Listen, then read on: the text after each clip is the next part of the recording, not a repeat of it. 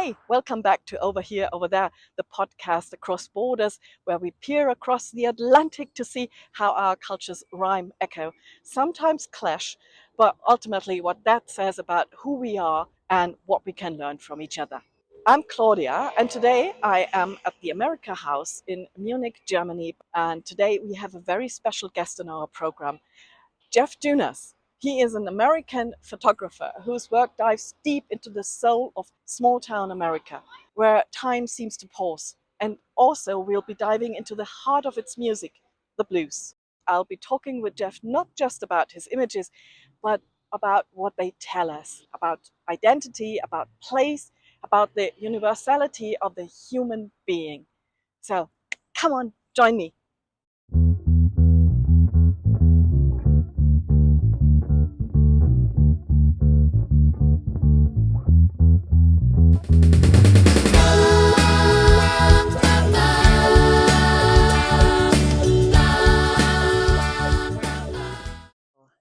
What an honor it is to meet you, Jeff Dunas. Thank you very much for being on our program Over Here, Over There. Thank you very much.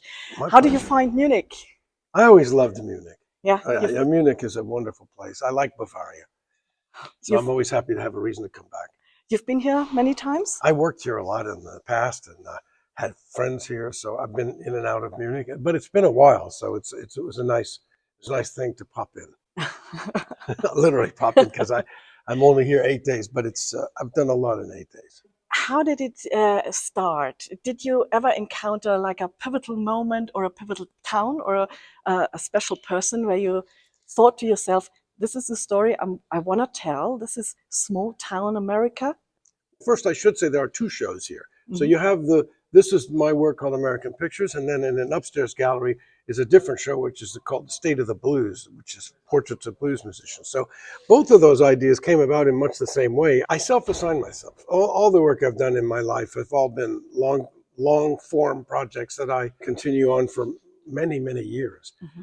And so I always work on 3 or 4 different projects, and in their own time, they come to fruition. And so in this particular case, for example, in the black and white work in this American Picture series came about because it was 1994, and I saw that the turn of the century was coming. This black and white work you're seeing was number one to bring an archive into the next century. Mm-hmm. And secondly, it was the motivation, I shouldn't say the motivation, but what happens is that each one of these photographs that I made was because seeing that place or that person struck a memory of my childhood. Mm-hmm. And so you're looking at pictures of my childhood that I found again somewhere else, because mm-hmm. that doesn't look like that anymore. Mm-hmm. Where I grew up in Los Angeles. But when I grew up as a kid, this is what it looked like. Mm-hmm. And this is what America looked like and felt like to me. It was comfortable, and I liked it, as a vibe. It's what I saw in my family albums, pictures mm-hmm. of my ancestors, or Look and Life magazine at the time, so that's kind of, and television and film, this is kind of how my world looked. So I went out looking for things that reminded me of specific instances in my childhood, and each one of these is one of those pictures. Mm-hmm. I always knew if I saw something that brought forth the memory, that I knew there was a picture there. Mm-hmm. So that's how this black and white work came, and then that book was published, and then the color component was a completely different thing. This was after living 24 years in Europe, pretty much.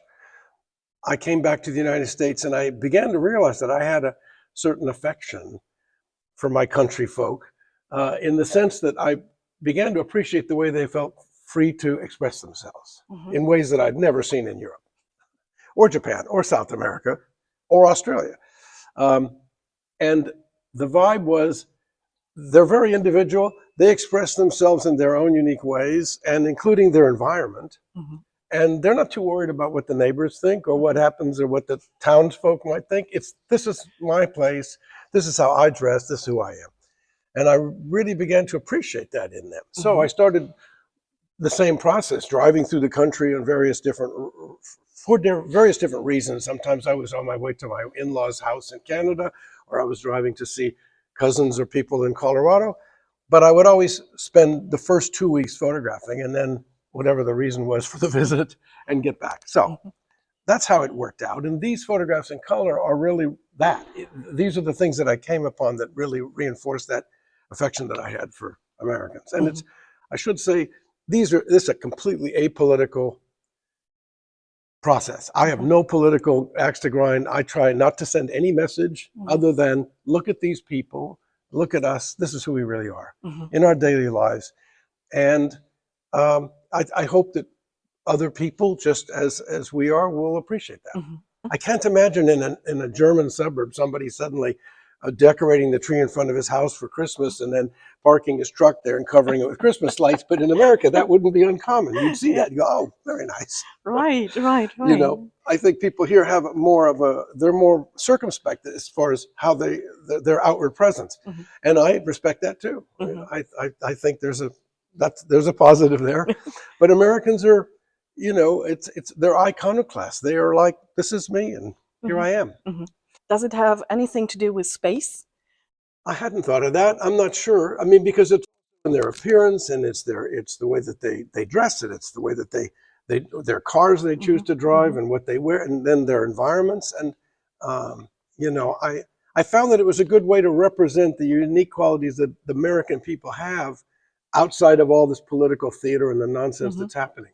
And so I hope that when people come to see this work, they can kind of smile and appreciate from person to person, people to people, we're humans and this is a cool thing. And, you know, and of course I approach it with a very rigorous perspective, but nonetheless, it adds up. And that's why the process takes me a long time. You've mentioned that you've been in Europe for a longer time. You've lived in France. You've been everywhere in the world. Do you see similarities wherever you go when it comes to people or to behavior or to childhood memories or anything that you've captured? Is there something similar you see everywhere? Or do you focus on the unique and untranslatable details? Well, obviously this is American pictures. So I have a whole book of street pictures that's almost all done in Europe. So it's a different vibe. But I also came to realize that the feelings that I get from people wherever I am, be that Europe or elsewhere, is a reflection of, I guess, whatever I'm putting out there. And so since it's me and I'm me the same way all the places, I seem to be able to gather a warm kind of an interaction with people.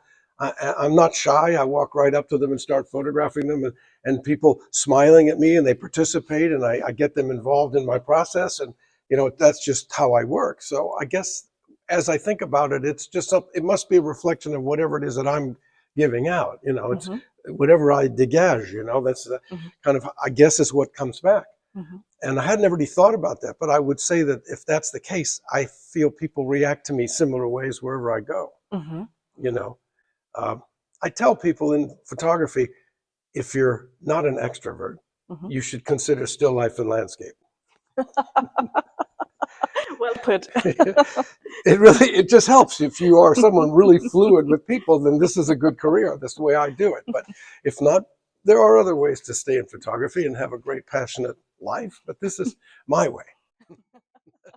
How do you approach people that you actually photograph? The work that I do is focused into a very intense short period. That's my interaction with you.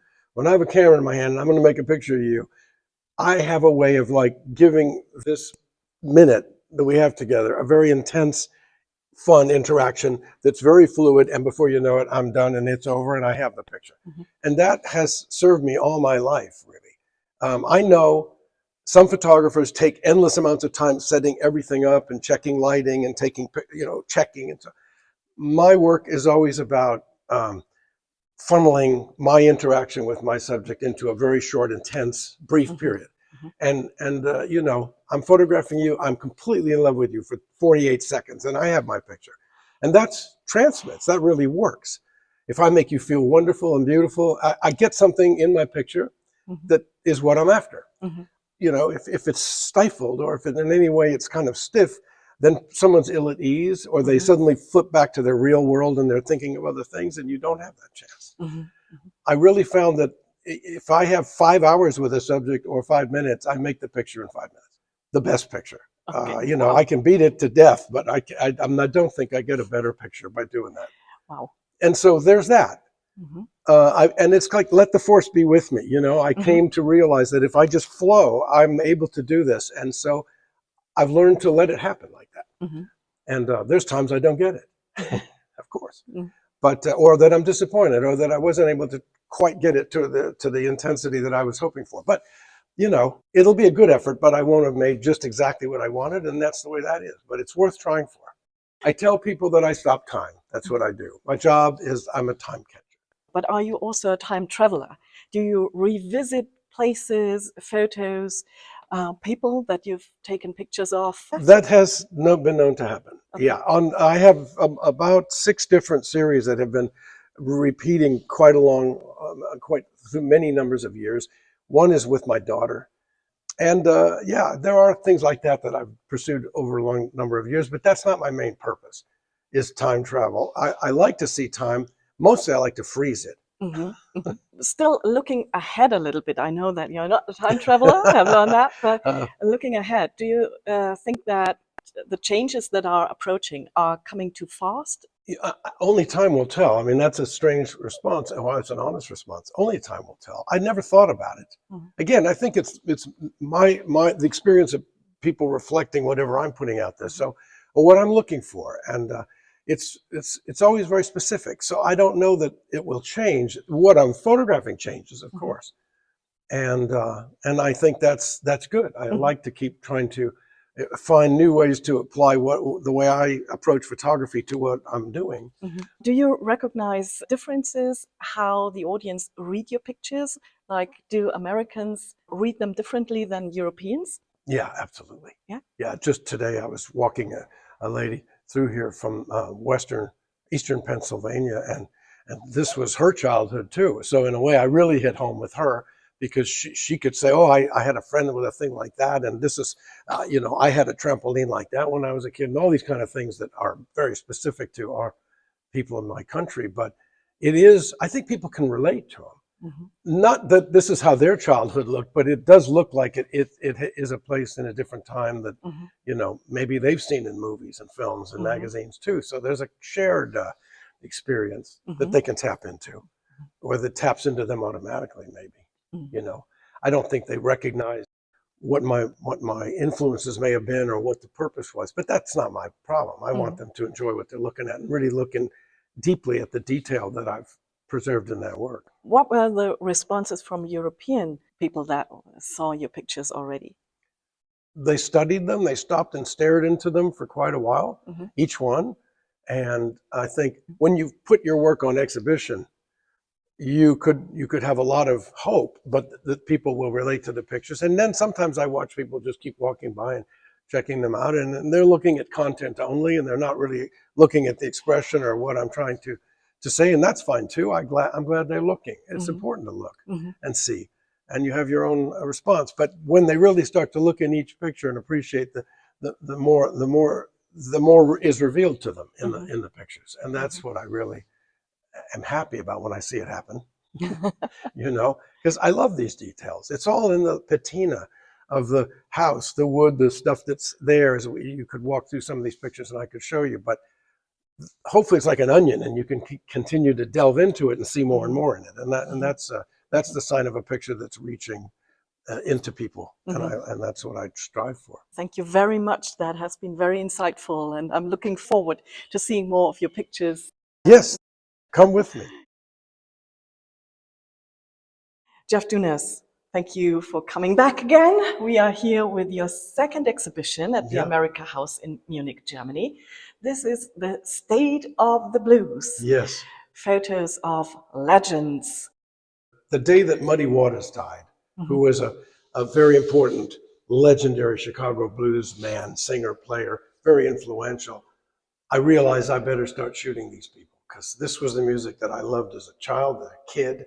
And I listened to music under my pillow in a transistor radio when I was supposed to be asleep. And that's condensing the story, but you know, I love this music. And then all the world of rock and roll opened up. mhm, So as one of these bluesmen said to me, you know, the blues had a baby and they called it rock and roll. But it was the architecture for rock and roll. So Muddy Waters died, and I thought, this is not going to last forever.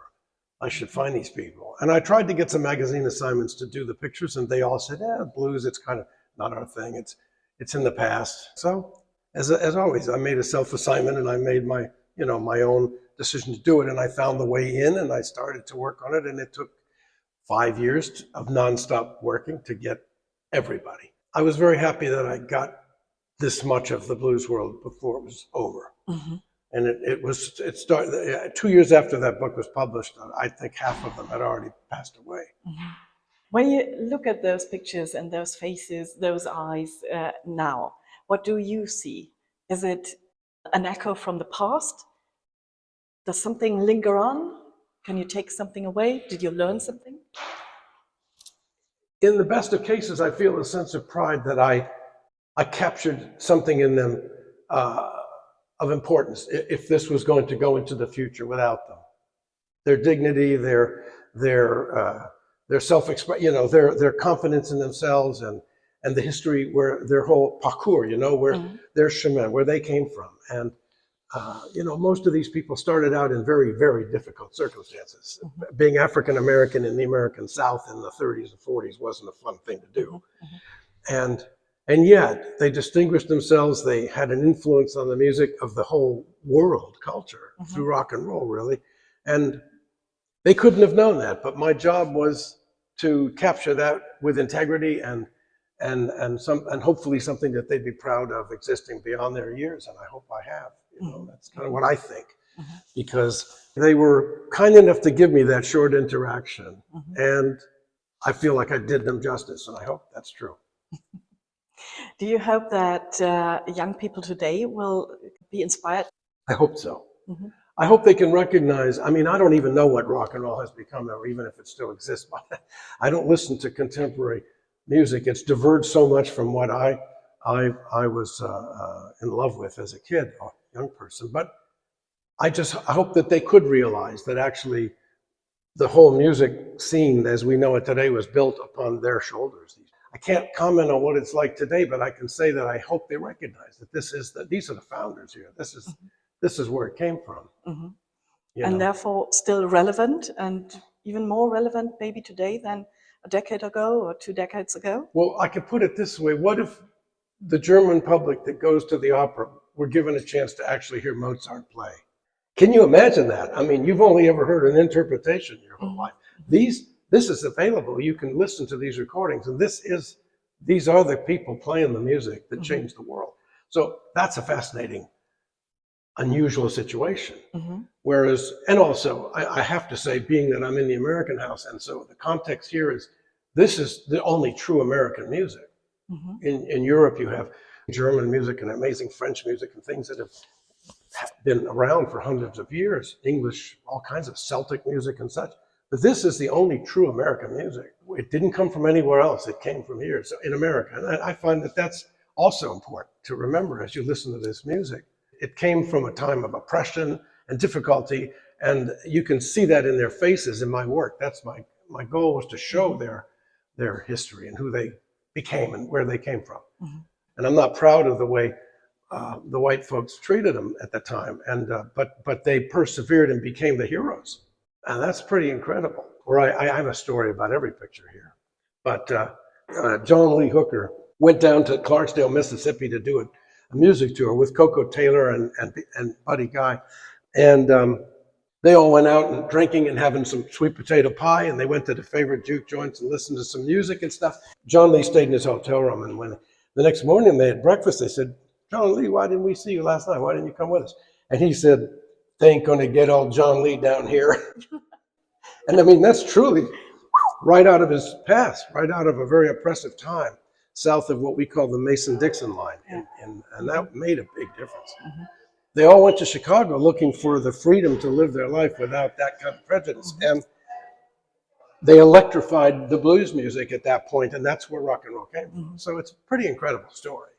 And that was just indicative of that mindset. To me, they are so deeply human. And this is a wonderful bridge, actually, to see those originators of blues music, of true American music, over here in Germany. So thank you very much for introducing you and your wonderful art here to the Amerikahaus, to our audience and viewers. And we hope to catch you very soon again. I hope so. Thank you, Claudia. Thanks very much. I enjoyed this. Thank you. Thank you.